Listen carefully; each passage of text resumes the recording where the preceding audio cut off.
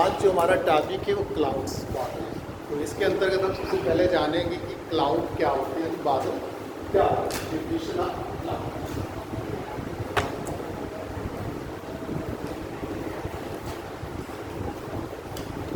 दूसरा हम आपको बताएंगे कि बादल कैसे बनते हैं, फॉर्मेशन ऑफ क्लाउड।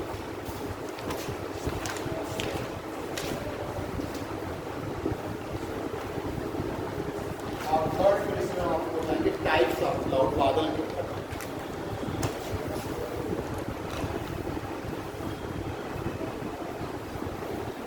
तो इसी से रिलेटेड जो प्रीवियस लेवल क्वेश्चन है, सबसे पहले बादल के विषय में हम आपको बताते हैं कि बादल क्या होते हैं, बादल को आप कैसे परिभाषित करते हैं। तो वास्तव में अगर एकदम सामान्य भाषा में कहा जाए तो बादल क्या होते हैं, मिनी ड्रॉपलेट्स ऑफ वाटर होते हैं। बादल क्या, cloud is the mass of the mini droplets या माइन्यूट ड्रॉपलेट्स ऑफ वाटर और टीनी क्रिस्टल ऑफ आइस। जो छोटे छोटे बर्फ के टुकड़े होते हैं या तो उनका समूह होता है, और ये जो हमारे जल की बूंदें होती हैं छोटी छोटी, उनका समूह होता है। तो बादल क्या है, छोटी छोटी जल की बूंदों का समूह अथवा छोटे छोटे जो बर्फ के क्रिस्टल होते हैं उनका समूह होता है। Form by condensation. कैसे बनते हैं ये, संघनन के द्वारा बनते हैं। और जो है जिसमें एक निश्चित ऊंचाई चाहिए, मतलब कंसिडरेबल हाइट चाहिए, उनके लिए उचित जो है ऊंचाई चाहिए, उचित ऊंचाई पर जाकर ही बनते हैं ऑन द अर्थ सरफेस। यानी कि पृथ्वी की सतह पर ठीक उचित जो है ऊंचाई पर संघनन के द्वारा बादल बनते हैं। तो बादल क्या है, आप बादल जल की छोटी छोटी बूंदों अथवा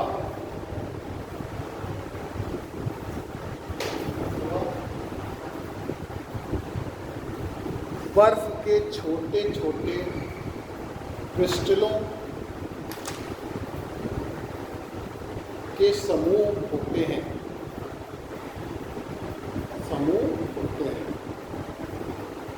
जो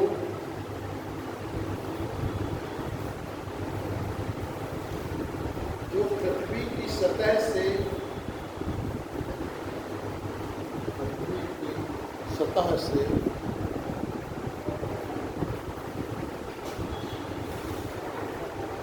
उचित ऊंचाई पर जल वाष्प के संघनन के द्वारा बनते हैं, जल वाष्प के संघनन के द्वारा। Clouds are the mass of the minute droplets of or minute या tiny crystals of ice formed by the condensation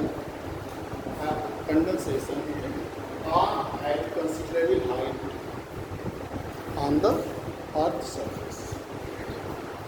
समझ में आ गया कि बादल क्या होते हैं, छोटी छोटी बूंदों, जो जल की बूंदें होती हैं उन्हीं का समूह है। या जल की बूंदें होंगी या छोटे छोटे आइस के क्रिस्टल होंगे। ये बनते कैसे, पृथ्वी की सतह से एक कंसिडरेबल हाइट, एक जो उचित ऊंचाई चाहिए, उस ऊंचाई पर जल वाष्प के संघनन के द्वारा बनते हैं। तो clouds are the mass of the mini droplets of water or teeny crystals of ice formed by the condensation of water vapor at considerable height on the earth surface। ठीक, क्लियर हो गया। पृथ्वी की सतह से एक निश्चित ऊंचाई पर जल वाष्प के संघनन के द्वारा जो है जल के द्वारा बादलों का निर्माण होता है, जो जल की बूंदों के समूह अथवा बर्फ के छोटे छोटे टुकड़ों के समूह होते हैं। अब देखिए कैसे इनका निर्माण होता है, फॉर्मेशन होता है। तो अगर एक सामान्य भाषा में कहा जाता है, ये कह दिया जाता है क्लाउड्स और the mass of the mini droplets of water. जो जल की बूंदें बस उन्हीं की छोटे छोटी जल की बूंदें, तो वो जब एक हो जाती, जुड़ जाती है ये भार होता है वही बादल कहलाता है। क्योंकि ये भार जो होता है वो हल्का होता है, यानी कि जो ये जुड़ते जल की बूंदें होती छोटी छोटी होती, तभी ये सस्पेंशन टाइप यानी कि निलंबन के रूप में जो है बूंदें क्या होती हैं, आसमान में लटकी रहती है। इतनी हल्की होती है कि हवाओं के वेग से इनका प्रवाह होता रहता है। तो अब देखिए आप फॉर्मेशन ऑफ क्लाउड्स, कैसे बादलों का निर्माण होता है। ये थी डिफिनेशन ऑफ क्लाउड्स आपने लिखा, ठीक। और जो बादलों का अध्ययन करते हैं उसको नेफोलॉजी कहते हैं, ठीक। Nephology is the science of the cloud. जो बादलों का विज्ञान, उसका अध्ययन किसके अंतर्गत है? नेफोलॉजी। नेफोलॉजी,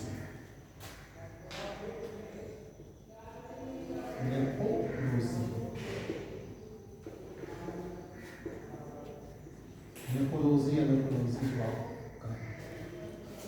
बादलों का अध्ययन करते हैं, ठीक। नेफोलॉजी।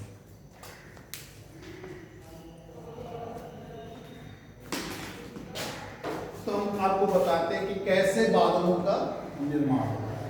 अब आपको हमने अभी बताया डेफिनेशन में ही कि बादलों का निर्माण कैसे होता है, bye condensation of the water vapour, यानी कि जो हमारी जल वाष्प है उसके संघनन से होता है, ठीक। संघनन मीन्स क्या है? जो संघनन है वो तापमान का ह्रास है, loss of the temperature. Temperature का जब लॉस होता है तो संघनन होता है। तो अब देखिए कि आपके दिमाग में आएगा कि वाटर कैसे वायुमंडल में पहुंचती, जो हमारा एटमॉस्फेयर है वो कैसे वहाँ पर कैसे वाटर वेपर पहुंचती, जल वाष्प पहुंचती। एटमॉस्फेयर आप समझते हैं ना, वायुमंडल क्या है? क्या है? हाँ, चारों पृथ्वी फैला रहता है वह गैस फैला होता है। पृथ्वी के चारों तरफ फैला हुआ गैसीय आवरण जो होता है वो वायुमंडल कहलाता है, जो पृथ्वी की सतह से उसके गुरुत्वाकर्षण बल के कारण उससे टिका हुआ है, उससे जुड़ा हुआ है, ठीक। तो वायुमंडल आप समझ गए, हमारा जो गैसीय आवरण होता है, यानी कि पृथ्वी की चारों जो गैसीय आवरण पाया जा रहा है, क्योंकि हम तो पृथ्वी की सतह पर रह रहे हैं, जो भी हम लोग रह रहे हैं, ये जैसे ग्लोब है, गेंद आप मान लीजिए, उसी के चारों बसे हुए, अंदर कोई नहीं है, उसके अंदर से कोई तुलना नहीं है। अब इस तो ये पृथ्वी हो गई, इसी के चारों जो गैसीय आवरण पाया जा रहा है वही हमारा वायुमंडल कहलाता है। और इसकी सीमा 1000 किलोमीटर तक, वो जो वायुमंडल की ऊंचाई है वो 1000 किलोमीटर तक है, बल्कि 97% इसका 29 किलोमीटर तक पाया जाता है। पृथ्वी की इसकी सतह से 29 किलोमीटर की ऊंचाई तक इसका 97% वायुमंडल का भाग, और ये किस वजह से टिका है? जो वायुमंडल हमारा एटमॉस्फेयर है, ये पृथ्वी के गुरुत्वाकर्षण बल के कारण इससे जुड़ा है। Atmosphere gas from the earth due to the gravitational force of the earth. पृथ्वी की जो गुरुत्वाकर्षण बल है, क्योंकि वास्तव में क्या, जैसे आपने सुना कि चंद्रमा पर वायुमंडल नहीं है जबकि पृथ्वी पर वायुमंडल है, जानते हैं क्यों? आखिरकार चंद्रमा पर वायुमंडल क्यों नहीं पाया जाता है, पृथ्वी पर वायुमंडल क्यों पाया जाता है? बताएं, कोई भी बताए। हाँ हाँ, ठीक, एकदम सही बता रहे हैं आप बताइए। हाँ, सही कॉन्सेप्ट है, इनका पलायन वेग से ही है। वास्तव में क्या है कि चंद्रमा का जो गुरुत्वाकर्षण बल है, यानी कि चंद्रमा के गुरुत्वाकर्षण का बल जो है पृथ्वी से कितना है? 1/6।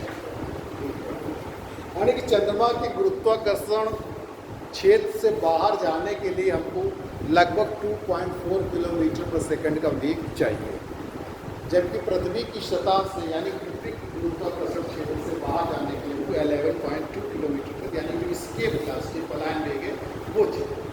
तो चूँकि हमारी जो गैसें पाई जाती हैं, हाइड्रोजन है, ऑक्सीजन है, नाइट्रोजन है, इनका अगर वेग देखा जाए तो एक औसत वेग 5 किलोमीटर पर सेकंड के हिसाब से, 5 किलोमीटर प्रति सेकंड के हिसाब से। अब देखिए जितने भी हमारे स्पेस में जाते हैं रॉकेट वगैरह, उनका वेग हमेशा 11.2 किलोमीटर पर सेकंड से अधिक रहेगा, तभी वो पृथ्वी के गुरुत्वाकर्षण से बाहर जा पाएंगे स्पेस में। नहीं तो पृथ्वी के गुरुत्वाकर्षण से बाहर नहीं जाएंगे, पृथ्वी की सतह पर खींचते चले जाएंगे। देखिए जनरली जो होता है वो 25 किलोमीटर पर सेकंड होते हैं, तो हमारे भेजे जाते हैं यहाँ पर रॉकेट वगैरह, 25 किलोमीटर पर सेकंड के आसपास रहता है उनका वेग, तभी वो जा पाते हैं वहाँ पर, क्योंकि तभी वो पृथ्वी के गुरुत्वाकर्षण से बाहर जाएंगे, तभी वो अंतरिक्ष में जा पाएंगे। तो पृथ्वी के चंद्रमा के गुरुत्वाकर्षण क्षेत्र से बाहर निकलने के लिए बहुत कम वेग की जरूरत है। तो क्या है, ये सारे जो हाइड्रोजन नाइट्रोजन ये सब गैसें होती हैं वो चंद्रमा के गुरुत्वाकर्षण के द्वारा आकर्षित नहीं हो पाती, यानी कि चंद्रमा के गुरुत्वाकर्षण बल कम होने के कारण ये चंद्रमा के गुरुत्वाकर्षण बल यानी कि उसके क्षेत्र से बाहर चले जाते हैं। जबकि पृथ्वी का आप जान ही रहे 11.2 किलोमीटर पर सेकंड, तो ये जब ऊपर की ओर जाते हैं, लेकिन पृथ्वी के गुरुत्वाकर्षण बल के कारण पृथ्वी के जो क्षेत्र है उसका जो क्षेत्र आकर्षण क्षेत्र उसको छोड़कर बाहर नहीं जाता।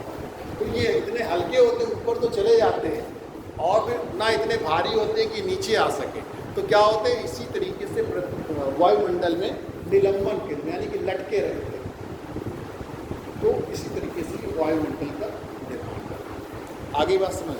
अब आप देखिए कि कैसे वाटर वेपर है, आखिरकार जल वाष्प के संघनन से कैसे ये आप देखेंगे कि जैसे यहाँ पर हमारे यहाँ वाटर बॉडीज है, जो भी वाटर बॉडी है, जल निकाय,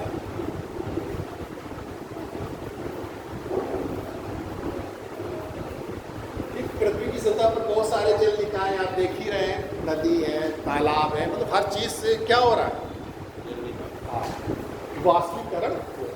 कभी आप ठंडे पानी को भी आप रख देंगे, ताजे पानी को भी रख देंगे और गर्म प्लेट रख दीजिए तो उसमें देखिए छोटी छोटी जल की बूंदें उसकी प्लेट में लग जाएगी, यानी कि वाष्पीकरण चलता रहता है।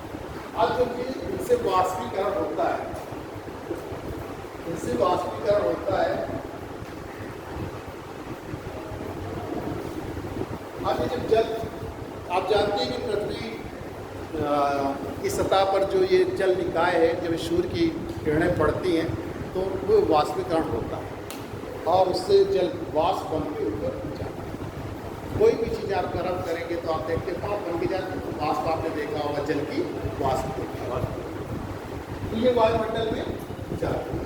अब ये वायुमंडल में जब जाती है तो अब आप सोचते हो कि आखिर वायुमंडल में कैसे टिकी रहे, जल वाष्प क्यों कैसे?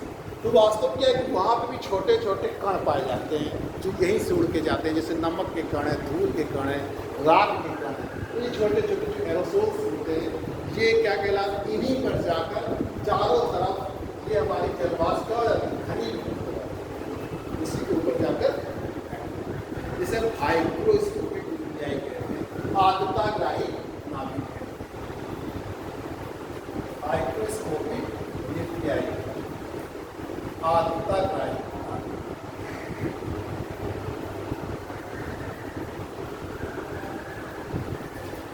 आर्द्रता यानी ये आर्द्रता को क्या करते हैं, ग्रहण करते हैं, अब्जॉर्ब करते हैं। इसीलिए जैसे कोई पॉइंट है, कोई बिंदु मिल गया है, हम इसी के चारों ये घनीभूत हो जाएगी जाके जलवाष्प। लेकिन जलवाष्प कैसे आखिरकार एटमॉस्फेयर में रहेगी, उसको भी तो कोई आधार चाहिए वहाँ रुकने के लिए। तो जलवाष्प जो है कोई आधार रहता है, कोई आधार क्या है आपकी, जो यहाँ से जाते हैं, धूल के कण है, राख के कण है, धुएँ के कण है और नमक के कण है। तो इस तरीके से बहुत सारे जो है मिनी जो टीनी पार्टिकल्स है, ये वहाँ पर हमारे एटमॉस्फेयर में क्या है, मौजूद है। उन्हीं के चारों तरफ पे जाकर जो है आर्द्रता जो है हमारी, यानी कि फ्लूइड जिसे वाटर वेपर कहते हैं, ये जाकर इनको आर्द्रताग्राही नाभिक कहते हैं, क्योंकि इन्हीं के चारों ये घनीभूत हो जाते हैं। ठीक, इसलिए इसको हाइड्रोस्कोपिक न्यूक्लियाई कहते हैं। अब ये आप देखिए हर एक जो वायुमंडल में वायु है, तो उस वायुमंडल में जो वायु है उसकी आर्द्रता ग्रहण करने की एक निश्चित क्षमता हो। ठीक, जैसे वायुमंडल मान लीजिए आपने 1 घन मीटर वायु ले लिया, अब इस वायु में जो भी आपके नाभिक के कण हैं, ये जो मतलब नाभिक का कार्य कर रहे हैं कण, यहाँ ये जो है आर्द्रता क्या करते हैं, ग्रहण करते हैं। और इनकी एक निश्चित क्षमता है, मान लीजिए कि इसकी क्षमता 100 ग्राम आर्द्रता ग्रहण करने की, जो कि टेम्परेचर पर डिपेंड करती है। 25 डिग्री सेंटीग्रेड पे मान लीजिए 100 ग्राम 1 घन मीटर वायु आर्द्रता को ग्रहण कर सकते हैं। बात समझ में आ रही है? क्योंकि ये वायुमंडल में ये क्या है आपके आर्द्रताग्राही नाभिक है। आर्द्रताग्राही नाभिक कौन है? नमक के कण, धूल के कण, राख के कण, ये सब क्या है? आर्द्रताग्राही नाभिक है। अब ये यहाँ पर जो है वायुमंडल में उपस्थित है और 1 घन मीटर यानी एक निश्चित जो वायु का आयतन है वो एक निश्चित मात्रा में ही आर्द्रता ग्रहण कर सकती है, जो कि टेम्परेचर पर डिपेंड करती है, तापमान। जैसे जैसे आर्द्रता तापमान बढ़ता है वैसे वैसे ह्यूमिडिटी कैपेसिटी बढ़ती जाती है, आर्द्रता ग्रहण करने की क्षमता बढ़ती जाती है। अगर हम 25 डिग्री सेंटीग्रेड से 26 कर दें तो इसकी जो है आर्द्रता ग्रहण करने की क्षमता बढ़ जाएगी। मान लीजिए 100 ग्राम से क्या होगा? 110 ग्राम। आप गर्मी में देखिए जिसको कहते हैं बहुत उमस है, आज बारिश होने की संभावना है, कहते नहीं आज बहुत ज़्यादा उमस है, ह्यूमिडिटी बहुत ज़्यादा है क्योंकि टेम्परेचर बहुत ज़्यादा है। तो जैसे जैसे तापमान बढ़ता जाता है वैसे वैसे आर्द्रता ग्रहण करने की क्षमता भी वायु की बढ़ती जाती है।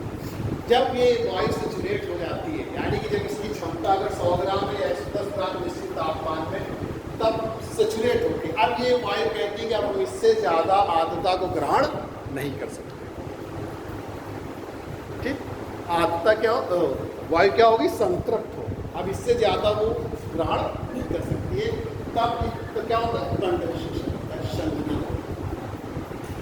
जब ये संघनन होता है तो यही वाटर वेपर क्या होता है? जल की बूंदों के रूप में परिवर्तित हो जाती है।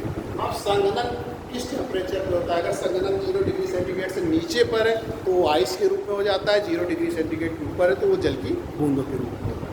अब ये जब जल की बूंदें आइस के रूप में होती है संघनन के पश्चात, कंडेंसेशन के पश्चात, फिर ये क्या होती है? आपस में जुड़ जाती है। जो इनके बीच आकर्षण बल होता है उस आकर्षण बल के कारण क्या होती है? आपस में जुड़ने लगती है। तो ये जो यहाँ पे कंडेंसेशन के बाद जो आपने देखा कि जल की छोटी छोटी बूंदों का समूह है या आइस के रूप में, यही आपका क्लाउड कहलाता है, बादल। अब बादल की जो छोटे छोटी जो बूंदें हैं वो आपस में आकर्षण बल के कारण क्या हो जाती है? जुड़ जाती है। अब ये छोटी छोटी जो बूंदें थी वो धीरे धीरे बड़ी बूंदों में परिवर्तित होती है। अब जब ये बड़ी बूंदों में परिवर्तित होती है तो उससे उनका भार क्या होता है? बढ़ने लगता है, उनका वेट ज़्यादा होने लगता है। अब जब इनका भार ज़्यादा हो जाता है, वेट ज़्यादा हो जाता है तो पृथ्वी के गुरुत्वाकर्षण के बल के कारण ये फिर नीचे आती है जल की बूंदें, जिसे आप प्रेसिपिटेशन कहते हैं, वर्षण कहते हैं। वर्षण अगर केवल ये जल की बूंदों के रूप में होता है तो उसको रेनफॉल कहते हैं, वर्षा। और अगर उसके साथ और सारी चीज़ें हैं, ठीक, जो ओले पड़ रहे हैं या आपके छोटी छोटी आइस क्रिस्टल्स जो साथ साथ गिरते रहते हैं तो उसको वर्षण कहते हैं। केवल बर्फ के रूप में गिरती है उसको स्नोफॉल कहते हैं। इस तरीके से हमारी वर्षा होती है। और वर्षा का जो पानी होता है फिर वो कहाँ चला जाता है? फिर से जल निकाय में चला जाता है। इस तरीके से बादलों का फॉर्मेशन होता है और हमारी वर्षा होती है। बात समझ में आई आपको? ना समझ में आए तो आप फिर से कोई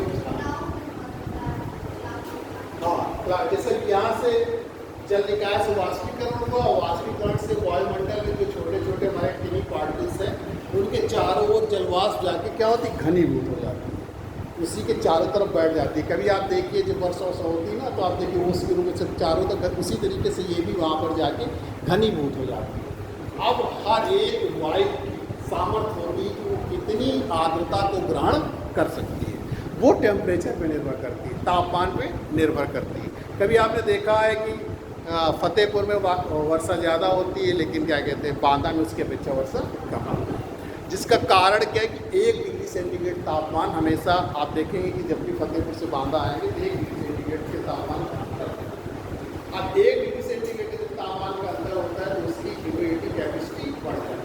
यानी कि जब फतेहपुर क्षेत्र में जहाँ पर 100 ग्राम क्या कहते हैं आर्द्रता में वो वायु संतृप्त हो रही है, वहीं बांदा में उसको 125 ग्राम आर्द्रता चाहिए। इसलिए यहाँ पर उतनी आर्द्रता नहीं मिल पाती है और वायु सैचुरेट नहीं हो पाती, इसलिए यहाँ पर उतनी वर्षा नहीं होती है जितनी की फतेहपुर।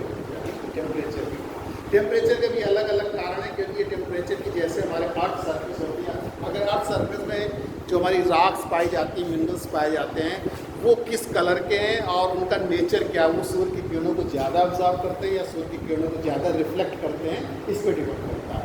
तो यहाँ के जैसा आप देखेंगे, यहाँ का जो क्षेत्र रहेगा वो रॉक वगैरह ज़्यादा है, पत्थर वगैरह ज़्यादा है, तो जो ब्लैक कलर की चीज़ें होती हैं वो सूर्य की किरणों को ज़्यादा ऑब्जर्व करती है। या कई प्रकार के जो रॉक में खनिज पाए जाते हैं उन पर भी निर्भर करता है, उस खनिज जो होते हैं सूर्य की किरणों को ज़्यादा ऑब्जर्व करते हैं, कुछ ज़्यादा परावर्तित करते हैं। तो उसमें भी हमारे वायुमंडल का यानी कि जो इन्वायरमेंट है उसका तापमान निर्भर करता है। ठीक, बात समझ में आ गई। तो इस तरीके से जब ये ऊपर वायु पहुँचते हैं तो वायु की आर्द्रता जो होती है वो वायु की आर्द्रता जो पानी की वो संतृप्त हो जाती है। यहाँ पर जो वायु है वो जितनी उसकी क्षमता है उतनी जब वो वाटर वेपर को, जल वाष्प को जो है ग्रहण कर लेती है तो उसके बाद फिर संघनन शुरू होगा, यानी कि वायु संतृप्त हो जाती है। अब कहते हैं कि अब इससे ज़्यादा हम जो है जल वाष्प को ग्रहण नहीं कर सकते, संतृप्त होता है। जैसे आप कहते हैं कि हम एकदम तृप्त हो गए, अब 3 रोटी से ज़्यादा 4 रोटी, चौथी रोटी नहीं खाएंगे। उसी तरीके से वायु की भी एक मतलब एक निश्चित क्षेत्र, जैसे 1 घन मीटर वायु है तो उसकी भी एक क्षमता है कि वो कितनी जलवाष्प को ग्रहण कर सकते हैं। ये नहीं कि सारी जलवाष्प ग्रहण, हर क्षमता अलग अलग है, वो टेम्परेचर पर निर्भर करती है। जिसका तापमान ज़्यादा होगा, जैसे आप में सब लोग अलग अलग निर्भर करता है कि कोई 4 रोटी खाता है, कोई 5 रोटी, कोई 6 रोटी खाता है, तो कोई 2 ही रोटी खाता है, तो उसके ऊपर क्या है, उसी तरीके से तापमान पे आर्द्रता निर्भर करती है कि जितना तापमान ज़्यादा रहेगा उतने जो है उसकी आर्द्रता को ग्रहण करने की क्षमता। तो जब वायु संतृप्त हो जाती है तो फिर उसके बाद संघनन होता है, कंडेंसेशन आपको बातचीत करता है, जलवाष्प का संघनन शुरू हो जाता है। जलवाष्प का संघनन शुरू होता है तब तो जलवाष्प छोटी छोटी बूंदों के रूप में बदलता है। देखिए आपने, जैसे आप अपने घर में देखिए प्लेट में आपने रखा हुआ छोटी छोटी बूंदें हैं, आपने ऐसे रख दिया, कुछ देर बाद देखिए जल की बूंदों के रूप में परिवर्तित। इस तरीके से संघनन के पश्चात जल की बूंदें परिवर्तित हो जाती है, तो मिनी वाटर ड्रॉपलेट्स रहती है, यानी कि छोटी छोटी जल की बूंदें रहती हैं, और इन्हीं के समूह को क्या कहते हैं, बादल कहते हैं। Clouds are the mass of the mini droplets of water or teeny crystal of ice। ये एक सामान्य परिभाषा है। बादल क्या होता है, जल की छोटी छोटी बूंदों का समूह ही क्या है, बादल। ठीक, अब इतनी चीज़ समझ में आ गई, समझ में आ गई हो तो बताएं, ना समझ में आ गई फिर से बताएं। आप बादल के प्रकार होने के बाद टेम्परेचर पे इफेक्ट नहीं पड़ता, वायु के संतृप्त होने के बाद टेम्परेचर पे इफेक्ट नहीं पड़ता। हाँ, टेम्परेचर कम हो, मतलब टेम्परेचर के कम होने की ही वजह से जो जो कंडेंसेशन होता है वो टेम्परेचर कम ही होता है। जैसे जैसे वायु ऊपर जाती है और जैसे वो जाती है वो वर्क करती है, वर्क करने के लिए आपकी एनर्जी का लॉस होता है, तो टेम्परेचर कम होता है। तो वायु जहाँ संतृप्त हो गई तो वो टेम्परेचर कम होना है कंडेंसेशन का।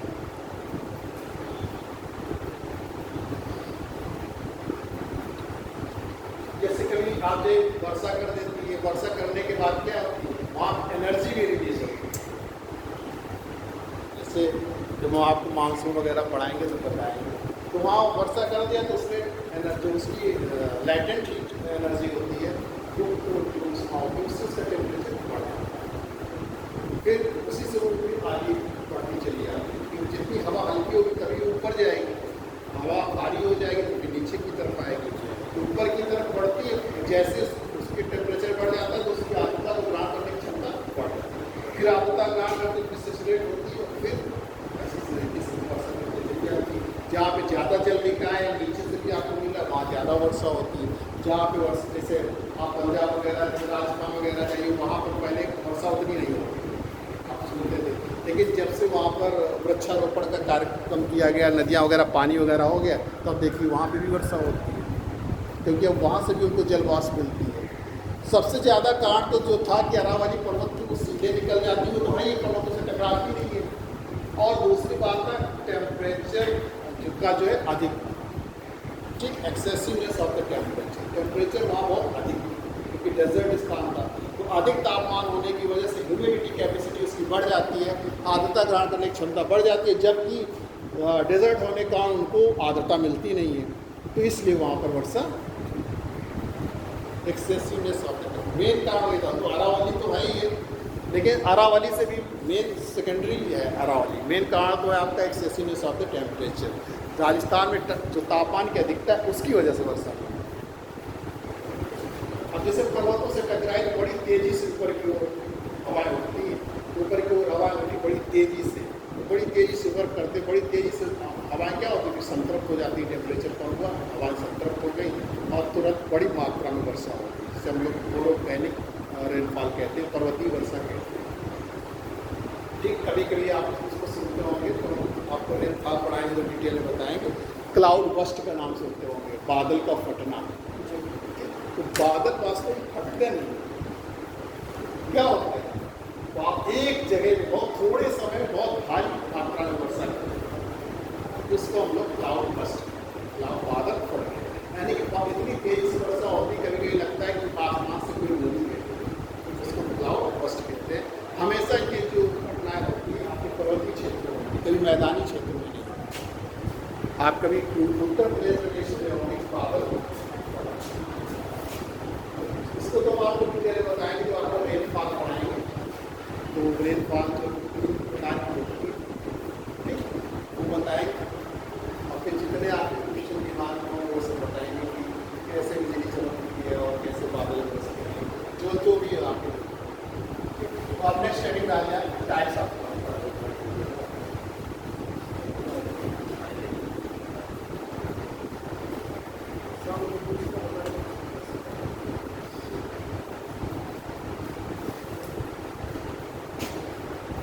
बादल के प्रकार, साइंस ऑफ थोड़ा थोड़ा दिखाएंगे भी और आपको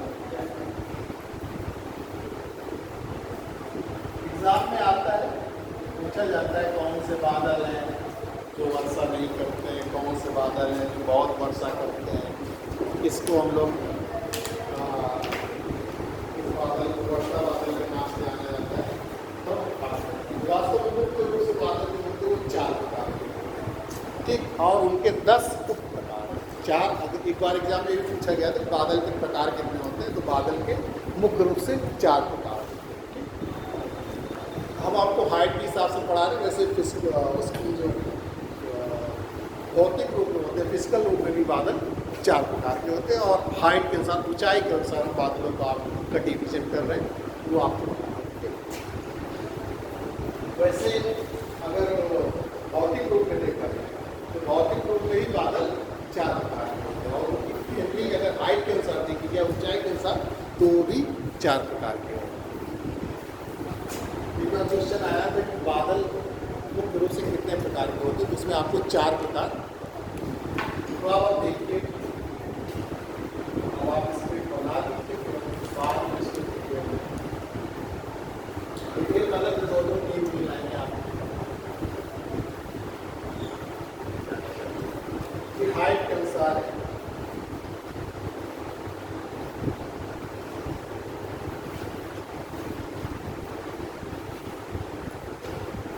ऊंचाई में थोड़ा बहुत डिफरेंस होता है, कहीं कहीं हाई क्लाउड्स को 8,000 मीटर से ऊपर माना गया है, 8 किलोमीटर, कहीं कहीं 6,000 किलोमीटर, 6,000 मीटर, कहीं कहीं 7,000, तो 6 से 12 किलोमीटर में बता रहे हैं आपको हाई क्लाउड्स।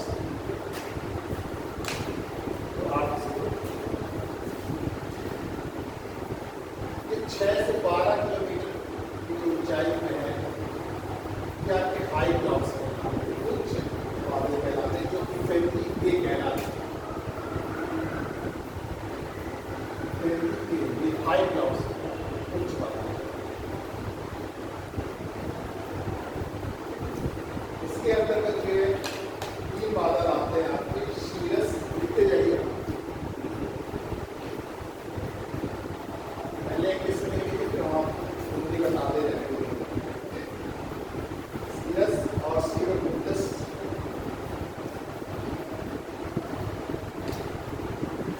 और सीरोस्टेटस,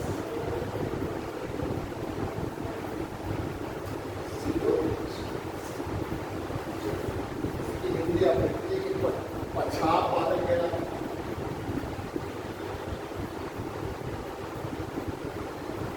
आपको हिंदी इंग्लिश दोनों जानना जरूरी, कभी कभी हिंदी में ही लिखते हैं सीरस, इसलिए आपको दोनों बता रहे हैं। और सीरोस्टेटस को कहते हैं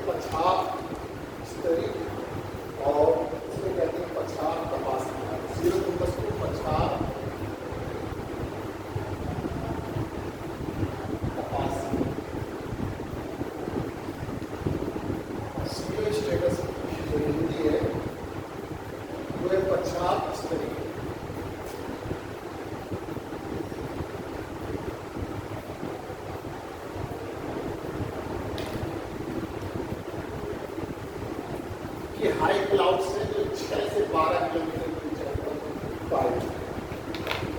फिर ये मिडिल एमपीपी है,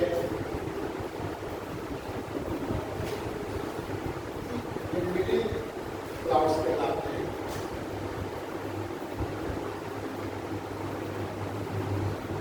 उच्च बादल और ये मध्य। आप जब बादल पड़े मिलेंगे तब आपको बादलों के भी बड़े और से देखेंगे कौन सा बादल। इसमें दो है, अल्टो कुमुलस और अल्टो स्ट्रेटस। अल्टो मीन्स मध्य होता ही है, स्ट्रेटस मीन्स वास्तव में इस तरह होता है जो जमीन पे मतलब सबसे नीचे रहता है। स्ट्रेटस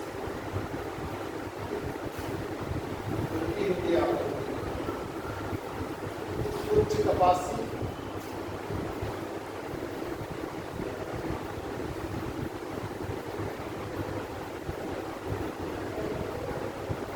और अल्टो स्ट्रेटस में नीचे है उच्च स्तरीय।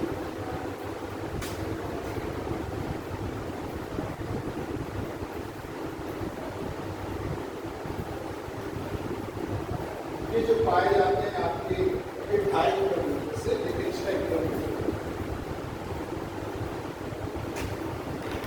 इनमें अंतर हो सकता है आपकी ऊंचाई। फिर फैमिली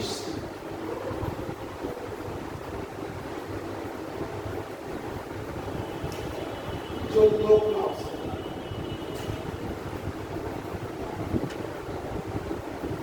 निम्न बादल।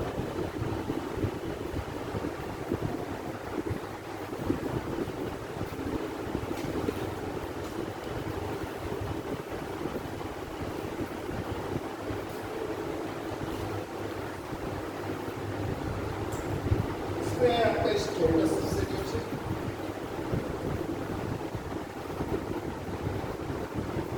कुमुलोनिम्बस। वास्तव में कभी कभी कुमुलोनिम्बस को वर्टिकल हाइट में ज़्यादा रहता है तो इसकी एक अलग फैमिली बना देते हैं, डी, जो कुमुलोनिम्बस कहलाता है।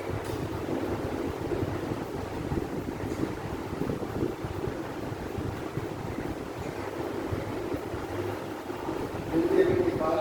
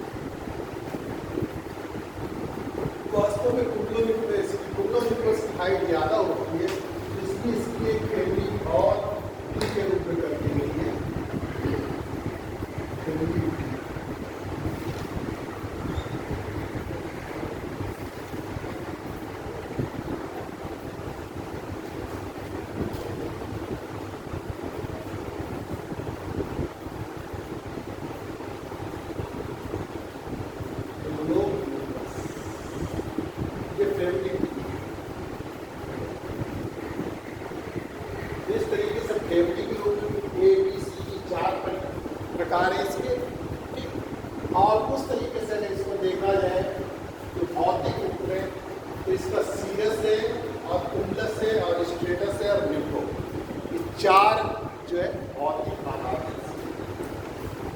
प्रकार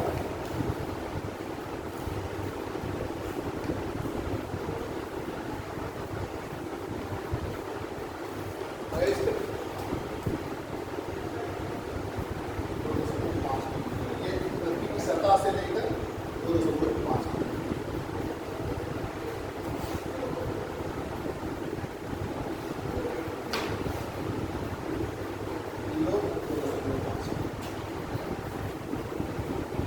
अब इसी की जो भौतिक आधार को लिया जाता है फिजिकल रूप में, अगर उस हिसाब से देखें तो 4 होगी सीरस और स्टेटस और प्लस और भौतिक आधार और ये ऊंचाई के आधार है। 4 दोनों प्रकार किसी भी आधार पर लेंगे, चाहे ऊंचाई के आधार पर तकलीफ 4 प्रकार की रूप से बना लीजिए। थोड़ा सभी बातों के बारे में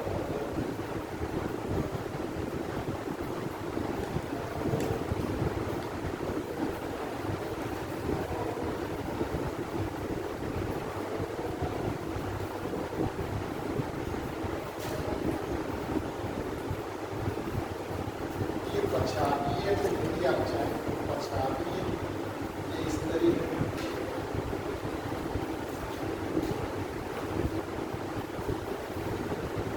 और उल्लस होता कपास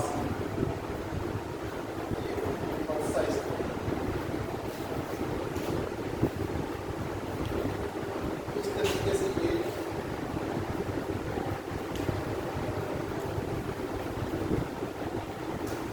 बना लीजिए।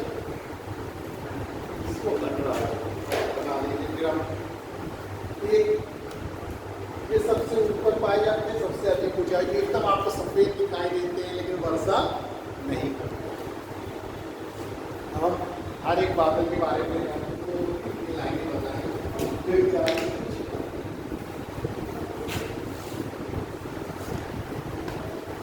ये आप गिनेंगे, देखिए 1 2 3 4 5 6 7 8 9 10। इसके 4 मुख्य प्रकार है। बादलों के जो मुख्य प्रकार है वो क्या है? 4 प्रकार 4 और उप प्रकार कितने हैं? 10। याद रखिएगा, एग्जाम पूछा जाता है। उप प्रकार बादलों के मुख्य रूप से कितने प्रकार हैं? तो 4 प्रकार, यानी कि 4 प्रकार के।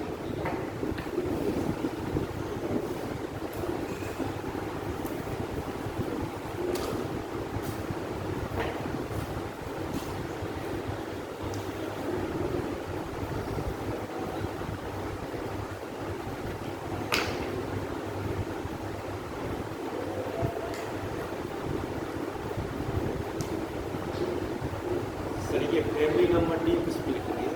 फैमिली डी दरअसल वर्टिकल रूप से ज़्यादा पाया जाता है।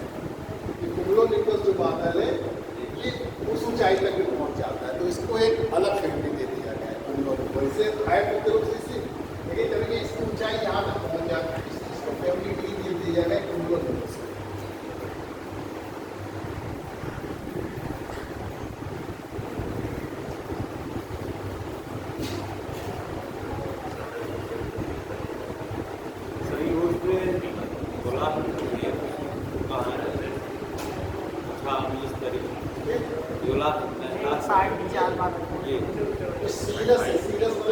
ये भौतिक आधार है, जो फिजिकल प्रॉपर्टीज पाई जाती हैं बादलों की, उसके आधार पर इस तरीके का डिवीजन किया गया है। और ये ऊंचाई के आधार पर किया, इसी है वही चीज, लेकिन ये इसी के प्रमुख प्रकार है।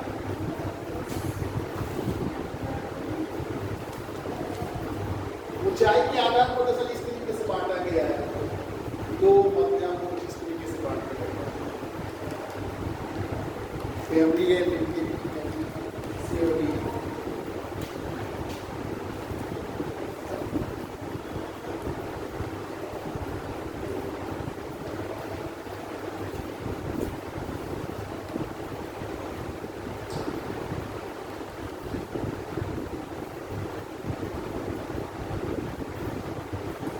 ये जो आपने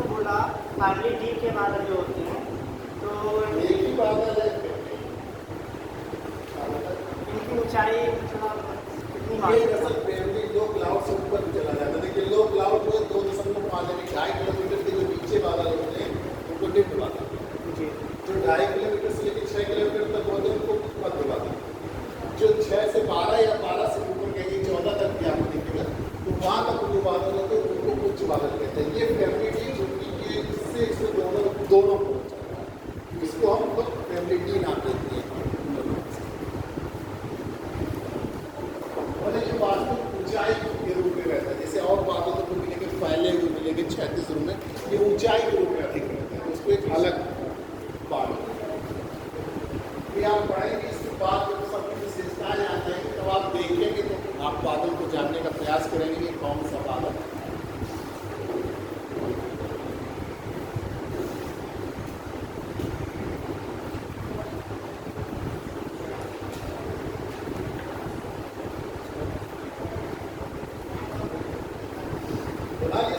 जी सर। आगे बताएं।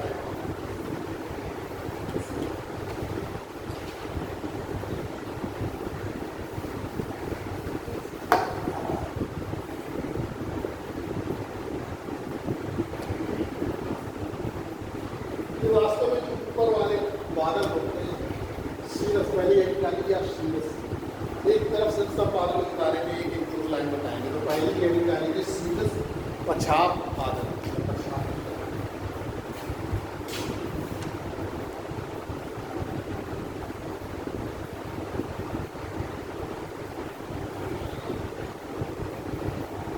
ये बादल जो होते हैं ये शुष्क हवाओं के होते हैं, संकेतक पहला लिखिएगा इंडिकेटिव ऑफ ड्राइविंग, शुष्क हवाओं के संकेतक, यानी कि वर्षा नहीं करेगा।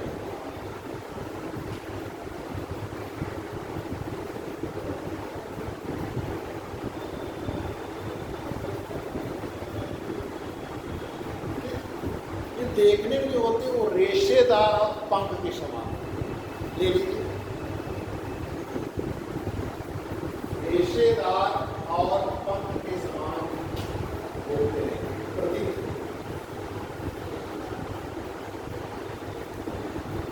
रेशेदार और पंख के समान,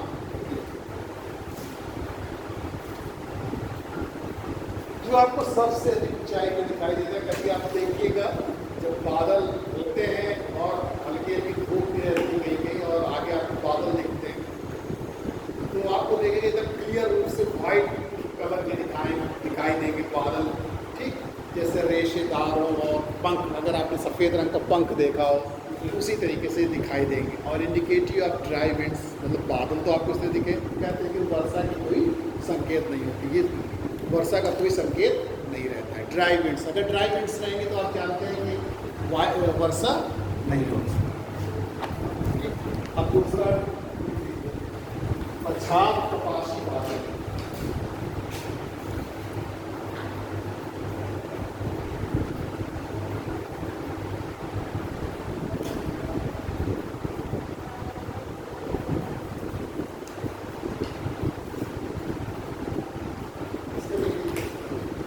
इसको मैक्रेल आकाश भी कहते हैं।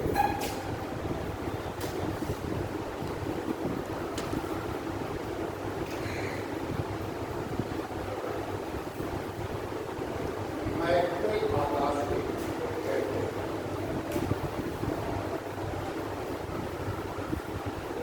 ये ऐसे लगेंगे कि एक ग्रुप में समूह में दिखाएंगे जैसे कि कोई गुंबदाकार, तो आप देखिए ये गुंबदाकार समूह में प्रतीक होते हैं।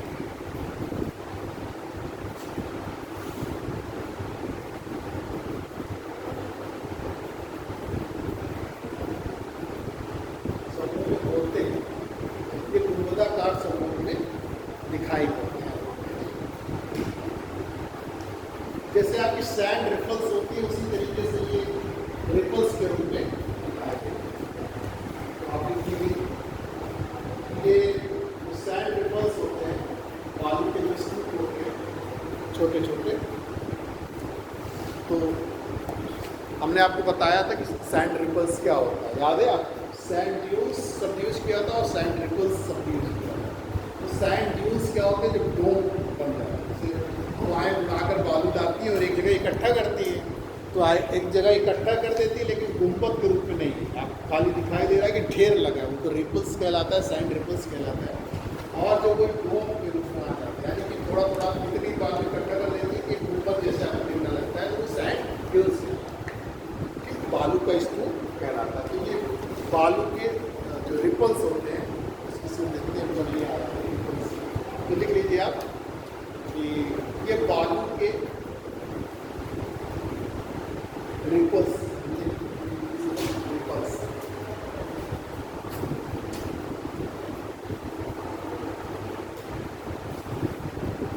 ये समान प्रतीत होते हैं।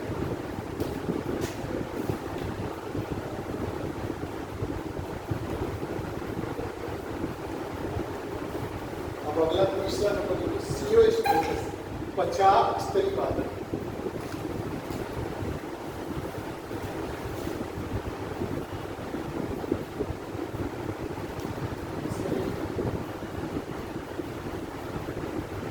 ये बादल झंझावतों के आगमन के सूचक होते हैं, झंझावत होते हैं के आगमन के सूचक होते हैं। तो झंझावत वगैरह आते हैं तो ये पहले से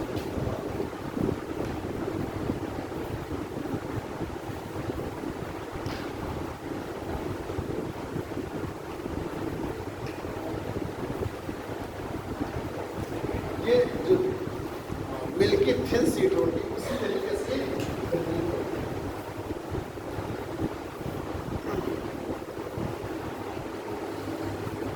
दूधिया जो सीट होती है उस तरीके से लगेगी आपको, जैसे दूध का कलर होता है उस तरीके से पतली चादर बिछी हुई है, उस तरीके से आपको, लेकिन दूधिया पतली चादर के समान प्रतीत होती है। दूधिया पतली दूधिया चादर के समान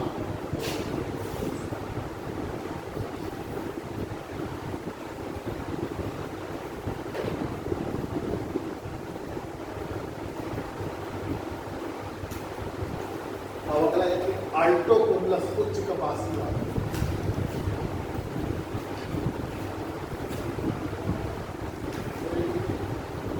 ये छोटे छोटे गोलाकार, ये छोटे छोटे गोलाकार रूप में ये या लहरनुमा या लहरनुमा रूप में पाए जाते हैं।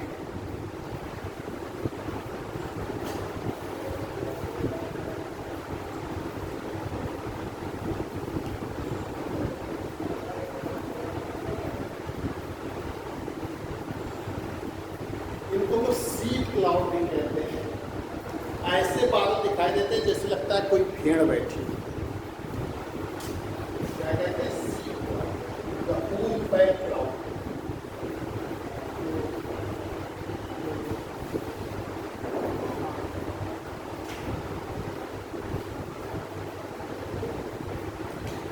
इनको क्या कहते हैं?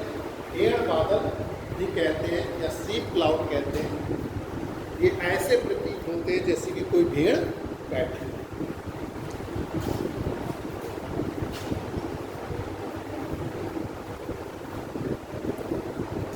व्हाइट अथवा ग्रे कलर के दिखाई देते हैं, सफेद अथवा ग्रे कलर के ये दिखाई देते हैं।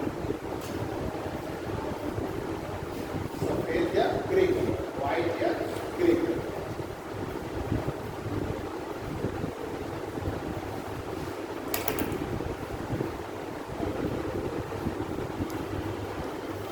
अब आप इसको अल्टो स्ट्रेटस, उच्च स्तरीय बादल।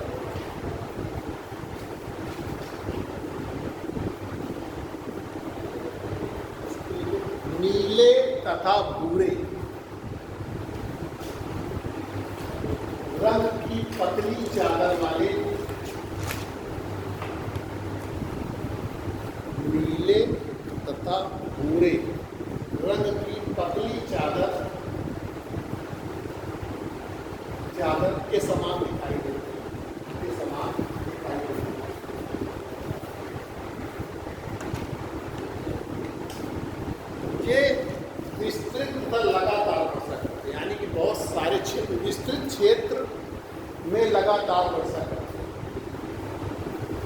ये विस्तृत क्षेत्र में लगातार वर्षा।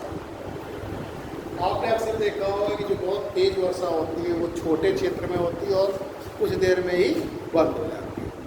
लेकिन जो धीरे धीरे वर्षा होगी, आप आसपास पूछेंगे सभी आपको दूर दूर तक पता चलेगा कि हाँ यहाँ पर भी वर्षा होगी।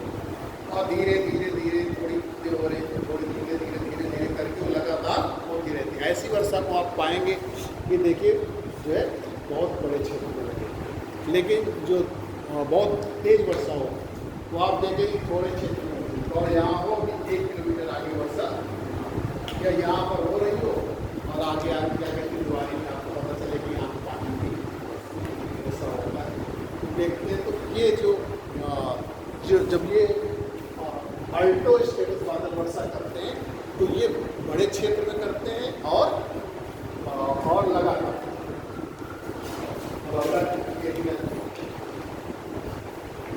स्ट्रेटोकुलस इस तरीके का पास बादल।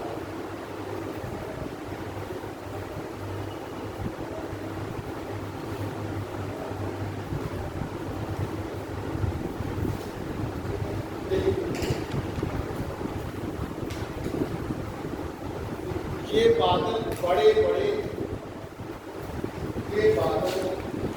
बड़े बड़े गोलाकार चक्कों के रूप में दिखाई पड़ते हैं। ये बादल बड़े गोलाकार चक्कों के रूप में दिखाई पड़ते हैं। चक्कों के रूप में ये ग्लोबल रूप में अरेंज होते हैं।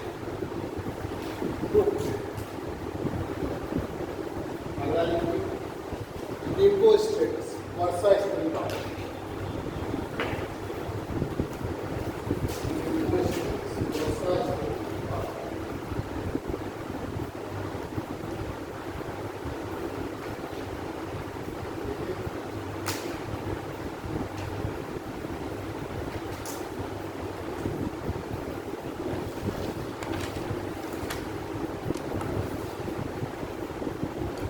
ये पृथ्वी के काफी समीप होते हैं। ये पृथ्वी की सतह के काफी समीप होते हैं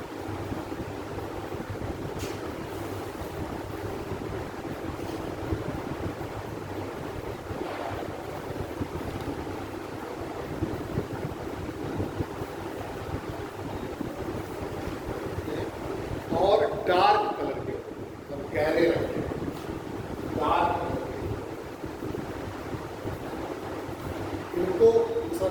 इनको वर्षा बादल के रूप से भी जाना जाता है। इनको वर्षा बादल के नाम से भी जाना जाता है। रेनी क्लाउड्स कहते हैं। वर्षा इम्पॉर्टेंट है, तीनों इम्पॉर्टेंट से पढ़ा है। रेनी क्लाउड्स वर्षा बादल के रूप को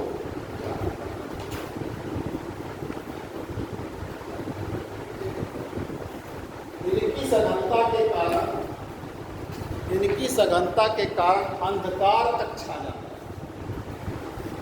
तो इतने सघन होते हैं, पृथ्वी के समीप होते हैं तो लगेगा आप कभी देखते होंगे कि इतने बादल घने गहरे रंग के दिखाई देते हैं और पृथ्वी के लगता है पास में है और जो है आपको एकदम अंधकार छा जाता है। तो यही आप वर्षा का सीजन है, देखिएगा 40 क्लास पढ़िएगा कि कौन कौन सा बादल ठीक है। कपाशिका कुंडस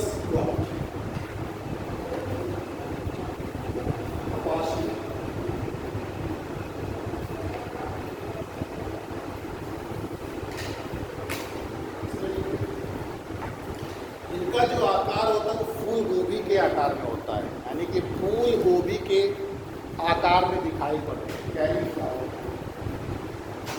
सबकी विशेषताएं और सबकी विशेषताएं आपको कुंडस जो बादल होते हैं वो कैसे होते हैं आकार में फूल गोभी के आकार से। ये फूल गोभी के आकार में दिखाई पड़ते हैं। प्रायः इन बादलों से साफ मौसम का आभास होता है।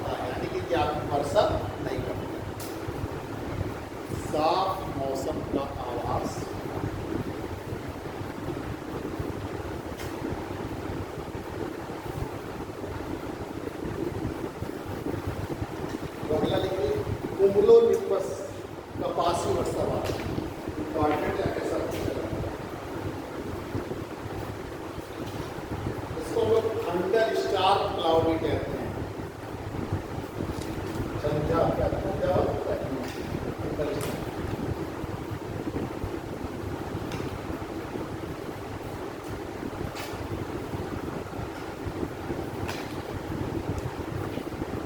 झंझावत बादल भी कहते हैं, थंडर स्टार।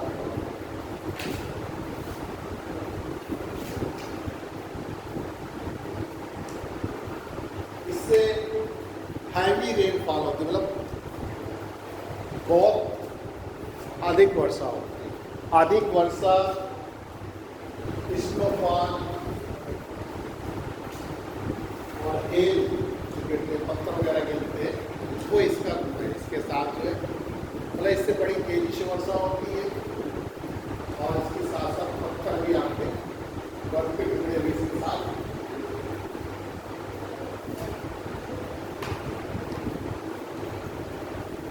जो बिजली का चमकना और बादलों के गड़गड़ाहट इसी बादलों में होती है। लिख लीजिए बिजली की चमक व बादलों की गड़गड़ाहट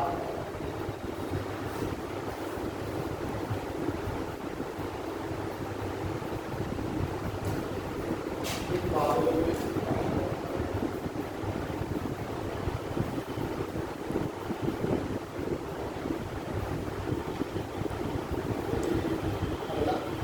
इसी को पर्वत सदृश, पर्वत के समान दिखाई देते हैं। पर्वत सदृश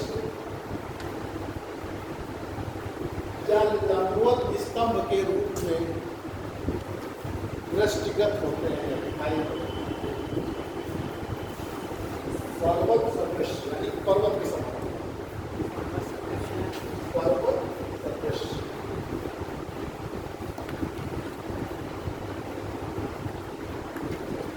पर्वत सदृश अथवा लंबवत स्तंभ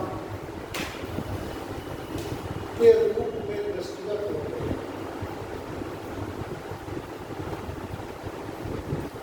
इम्पॉर्टेंट है, सबसे इम्पॉर्टेंट यही बादल है, ज़्यादातर यही बादल आता है।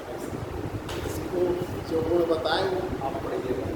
लास्ट स्टेटस स्टडी बादल।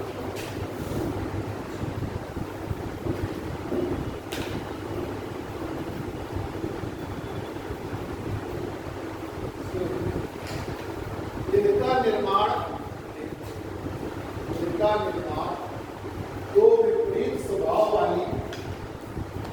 निर्माण दो विपरीत स्वभाव वाली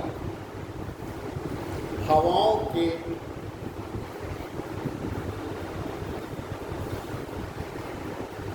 मिलने से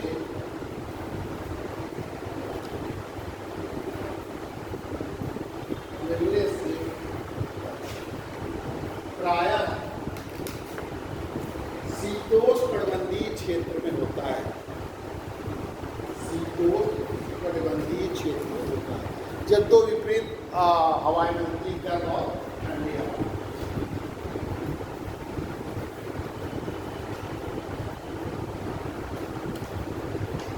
ये जो 36 सीट जो 36 सीट होती है उसी के रूप में दिखाई देती है। यानी कि आर्बिटल सिस्टम में 36 नुमा दिखाई देते हैं, यानी कोई क्षेत्र के रूप में कोई चीज़ पड़ी हुई है, उस तरीके से दिखाई देती है।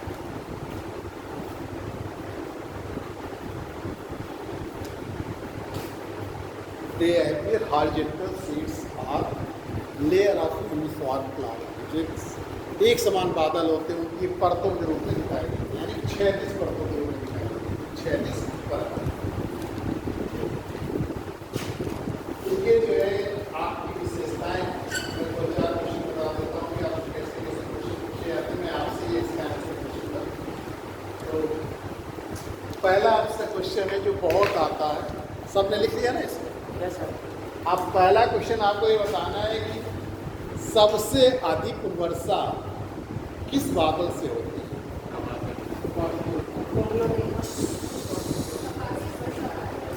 देखिए 4 विकल्प आपको दे रहे हैं। ये आपके 4 विकल्प है, स्ट्रेटोकोमलस, निम्बोस्ट्रेटस, कोमलस और कोमुलोनिम्बस। से हो रहा है। कौन सा बादल है जो सबसे अधिक, बहुत पूछा जाता है, यही पूछा ही जाता है सबसे अधिक। बताएं। कपासी वर्षा, निम्बो स्टेटस नहीं होगा, वो उसको तो वर्षा बादल कहते हैं, निम्बो स्टेटस को। आंसर आपका सही है, कुमुलो निम्बसी सबसे ज़्यादा। वैसे निम्बो स्टेटस को रेनी क्लाउड्स कहते हैं, फ्रेंच वर्ड निम्बो से बना है, जिसका निम्बो मीन्स होता है रेन, ठीक। लेकिन उसको रेनी क्लाउड्स कहते हैं। अगर आपसे ये पूछा जाए कि किस बादल को वर्षा बादल के नाम से जाना जाता है, तब क्या आंसर होगा? हाँ, तब आपका होगा निम्बो स्टेटस, ठीक। अब ये देखिए सबसे अधिक कौन सी फैमिली है सबसे अधिक वर्षा होगी, जैसे ए बी सी डी आपने 4 फैमिली किया, तो सबसे अधिक वर्षा किस फैमिली से होती है? कुमुलो निम्बस चूंकि यहाँ है, सबसे अधिक वर्षा करता है, तो सबसे अधिक क्या हो जाएगा? डी फैमिली जो होती है सबसे अधिक वर्षा करती है। फिर वही ग्राफ है सी डी सी। सर जैसे सी आएगा डी दोनों आ जाए तो डी रहेगा, सी और डी आ जाएगा, तब भी आपको डी ही लगाना है कि कुमुलो निम्बस किस बादल को झंझावत बादल के नाम से जाना जाता है? हाँ, इसको कुमुलो निम्बस, कपासी वर्षा बादल। इसके आगमन के समय, यानी कौन से बादल ऐसे हैं जिनके आगमन के समय बादलों की गड़गड़ाहट, बिजली का चमकना और बड़ी तेज, यानी कि बड़ी उच्च मात्रा में, बड़ी अधिक मात्रा में वर्षा का होना, ये किस बादल के किस जगह, यानी कौन से बादल ऐसे होते हैं जब बादलों की गड़गड़ाहट होती है, बिजली चमकती है? ये ज़्यादा इम्पॉर्टेंट है, इसको आपको हमेशा याद रखना है, ज़्यादा क्वेश्चन इसी के। अब आपको पूछना, कौन से बादल ऐसे हैं जो फूल गोभी के आकार में? कपासी वाला। हाँ, खुशी क्या हो? कपास मतलब जैसे कपास की समाधि दिखाई देती है आपको, लेयर के ऊपर, जैसे कपास होते फूल के ऊपर, लेयरिंग, इसके कपासी नाम है।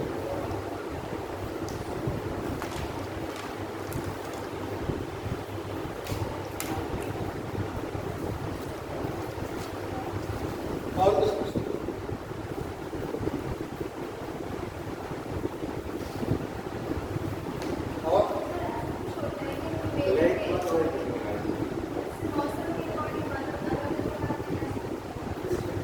मौसम में सर, हाँ, मौसम में बदलते रहते हैं बादल जो है, जैसे बादल का गठन होते हैं, उस जैसे इसकी विशेषताओं ऊंचाई के नाम उनके नाम, इसकी ऊंचाई पर ये बादल और उसकी विशेषता उस आकार।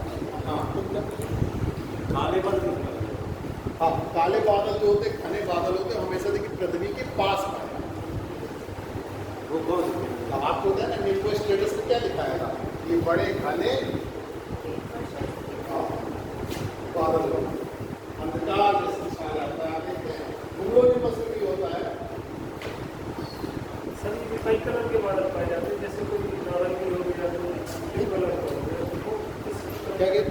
जैसे ये बादल होते हैं तो शाम को टाइम जैसे नारंगी कलर हो गया या रेड कलर हो गया। हाँ, ये दरअसल बादल जो होते हैं वो सूर्य की वजह से होते हैं, जो हालूस बनते हैं सूर्य के प्रकाश की, उसकी वजह से आप दिखाई देते हैं। चूँकि जल्दी तो हवा हल्के होते हैं, हवा इधर चलती उधर चलती, जितनी तेज हवा होगी उतनी तेज बादल चलेंगे। जैसे हवाएं होती, मौसम शांत रहता है, ऊपर हवाएं चल रही हैं, ठीक। यहाँ तो बहुत सारी हवाएं आपको नहीं समझ में आती, क्योंकि क्या होता है कि यहाँ पे उनके लिए बहुत सारे अवरोध हैं, किसी बिल्डिंग से टकराए, कहीं से टकराए। अभी यही हवा चाहिए आप जहाँ पे एकदम कोई अवरोध नहीं, ना पेड़ पौधे हैं, जैसे नदी के किनारे चले जाइए, डेजर्ट में चले जाइए, तो वही हवा बड़ी तेज आपको महसूस होगी। यहाँ क्या फ्रिक्शन होता है, घर्षण होता है, जब आप अगला टॉपिक हमारा पिंडी है, तो आप विंड के बारे में बताएंगे कैसे विंड हवाएं। जो सर बादल पहाड़ों पर उतरते हैं तो वो किस कैटेगरी में आते हैं? उतरते हैं मतलब जी सर पहाड़ों पे ऊंचाई आते हैं। के आधार पर यही है, इसी कैटेगरी में आते हैं। आप कहीं कहीं पे जाएंगे तो आप पहाड़ों पे जब ऊपर चले जाएंगे तो बादल नीचे हो जाते हैं, बादल नीचे दिखाई देते हैं, लेकिन उनकी कैटेगरी नहीं बदल जाती, यही कैटेगरी है। क्योंकि हमने उनकी पृथ्वी की सतह से ऊंचाई लिया, न कि पहाड़ से ऊंचाई। हमने पृथ्वी की सतह से ऊंचाई, पृथ्वी की सतह को जो भी ऊंचाई ले रहे हैं समुद्र तल से